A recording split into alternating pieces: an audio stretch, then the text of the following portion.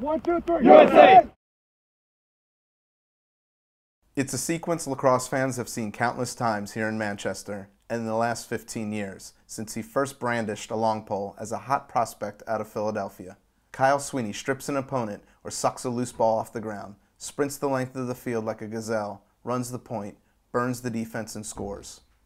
When you don't ask what color the light is, then you don't have to worry about it.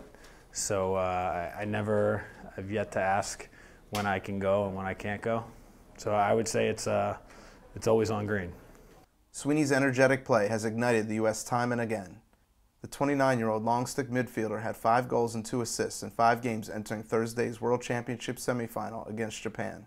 It's hard to say, but he's been playing some of his best lacrosse ever during the course of the tournament, which is saying a lot because he is one of the top players, especially defensive and long pole midi in the country and the world, I would say, and he's demonstrating that this week. Those are momentum swingers, you know, when you can have those kind of impact plays, and he's been providing them throughout the tournament. I paid Tony to say that, so, but no, I think, I don't necessarily know if it's the best ball I've ever played. I mean, when you've played this much lacrosse, it's kind of tough to remember when you were playing at your best, but I know that I've been working hard towards this, and then I don't want to say I've saved anything up for this, but you know, this is important to me. I was part of the team in '06, and obviously didn't get the outcome that we were looking for, so you know, it's been a long 4 years thinking about this and working towards it, so you know, I'm here to win it, and I'm going to play to the best of my ability to help our team win. So if that translates into me playing the best ball he's ever seen me play, then so be it. But all I really care about is USA winning the gold in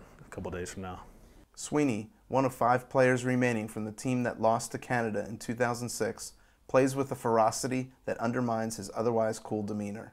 I've never been a rah-rah, bang my head on the locker before the game guy. I've never, ever once wanted to hear Metallica or Megadeth in the locker room. I'm more just sit in the locker room and do your own thing. Comparisons will be drawn again Saturday when Sweeney lines up on one wing and Canadian long pole Brodie Merrill lines up on the other. Both were All-Americans at Georgetown University. When the conversation comes down to the greatest long poles of all time, they're usually 1 and 1A. The order depends on whom you talk to.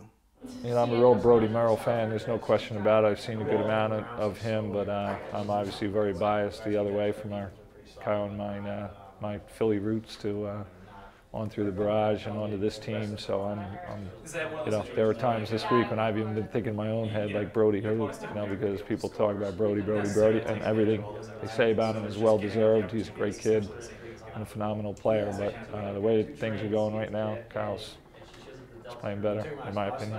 Biased opinion. You know, everyone loves to make that story. I mean, Brodie and I are really good friends. Do I want to be better than Brodie? I want to be the best player out there. If we play badminton right now, I want to be the best badminton player. Like, I'm just a very competitive person. I always have been that way, and sometimes to a huge character fault. But you know, I'm very competitive, so I want to be the best out there. It just so happens that one of my good buddies is also in the same situation that people like to compare us all the time, and he wants to be the best. I don't care if it's Brodie, I don't care if it's Eric Martin, Matt Bocklett, whoever else some of the good poles are out there. I want to be the best out there. It just so happens that one of the other best is one of my good buddies.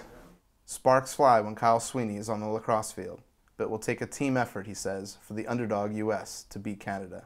My biggest concerns are making sure that the 23 guys we have come out and play their game, because I know if we come out and play, if each one of those guys in there plays to the best of their ability, there's no team out there that can beat us.